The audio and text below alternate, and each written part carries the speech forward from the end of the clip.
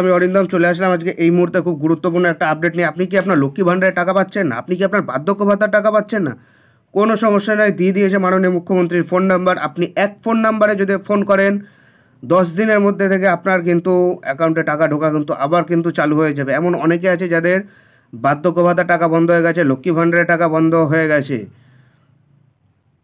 কবে ঢুকবে টাকা আপনারা কেউ বুঝতে পারছেন না। সো এইবার কিন্তু মাননীয় মুখ্যমন্ত্রী কিন্তু বলল,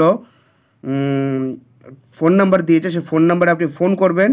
সেই ফোন নাম্বারটাতে আপনি যদি ফোন করেন আপনার 10 দিনের মধ্যে আপনার সমস্যাটা কথা আপনি জানাবেন। 10 দিনের মধ্যে আপনার অ্যাকাউন্টে টাকা ঢোকা শুরু হয়ে যাবে। সো কীভাবে করবেন A to Z বিস্তারিত ভিডিওটাতে আলোচনা করা হবে। সো ভিডিওটা স্কিপ না করে প্রথম থেকে শেষ পর্যন্ত দেখার অনুরোধ রইল। ফোন করলেই পাবেন টাকা। লক্ষ্মী ভাণ্ডার, বয়স্ক ভাতা ইত্যাদি টাকা না পেলে কল করুন। লক্ষ্মী ভাণ্ডার প্রকল্পে আবেদন করেছেন কিন্তু টাকা পাচ্ছেন না। বয়স্ক ভাতা, বিধবা ভাতা, প্রতিবন্ধী ভাতায় আবেদন করেছেন কিন্তু টাকা পাচ্ছেন না। তাহলে আর কোনো চিন্তা নেই, সরাসরি মুখ্যমন্ত্রীকে কল করে সেই সুবিধা পেতে পারেন। আপনি যে কোনো প্রকল্প, স্কলারশিপ, ভাতা কিংবা আবাস যোজনার ঘরের টাকা পাবেন এখন খুব সহজেই এই নাম্বারে কল করার মাধ্যমে।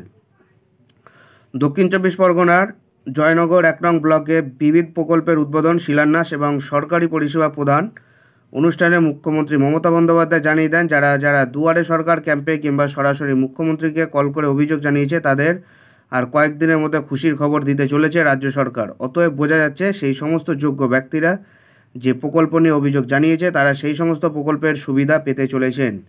লক্ষ্মী ভাণ্ডার প্রকল্পের মাধ্যমে রাজ্য সরকার রাজ্যের মহিলাদের ব্যাংক অ্যাকাউন্টে সরাসরি 1000 টাকা ও 500 টাকা করে প্রতি মাসে পাঠিয়ে থাকেন। এই প্রকল্পের নাম নথিভুক্ত করার শর্ত, আবেদনকারী মহিলাকে পশ্চিমবঙ্গের বাসিন্দা হতে হবে, বয়স হতে হবে 25 থেকে 60 বছর বয়সের মধ্যে এবং রাজ্য সরকার ও কেন্দ্র সরকারের সরকারি চাকরি না করে থাকলে আবেদন করতে পারবেন। এই সমস্ত শর্তের মধ্যে থাকার পরেও আবেদন করে টাকা না পেলে আপনার অভিযোগ করুন সরাসরি মুখ্যমন্ত্রীকে। এই নাম্বারে কল করুন, নাম্বারটা আমি পরে দিয়ে দিচ্ছি।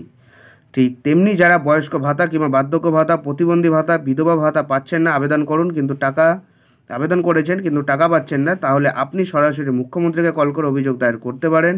এরপর আপনার অভিযোগ খতিয়ে দেখা হবে। যদি সব কিছু ঠিকঠাক থাকে তাহলে আপনি সেই সমস্ত প্রকল্পের সুবিধা পেয়ে যাবেন। এর জন্য নিচে দেওয়া নাম্বারে কল করুন এবং আপনার অভিযোগ কী রয়েছে তা সঠিকভাবে বলুন।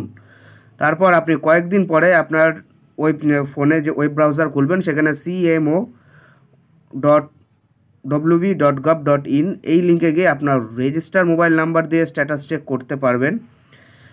আর যে নাম্বারটা কথা বলেছি সেই নাম্বারটা হলো গিয়ে 9137091370। আবার বলি 9137091370। এই নাম্বারটাতে আপনি যদি কল করে থাকেন তো আপনার problem A to Z solve করে দেওয়া হবে, কিন্তু চাকরি দেওয়া হবে না। সো বন্ধুরা, এটাই হলো গিয়ে আজকের আপডেট। সো এরকম আপডেট পেতে হলে আমাদের চ্যানেল ইউজার অরিন্দমকে সাবস্ক্রাইব করে আমাদের পাশে থাকবেন। দেখা হচ্ছে পরের ভিডিওতে। ভালো থাকবেন সবাই, নমস্কার।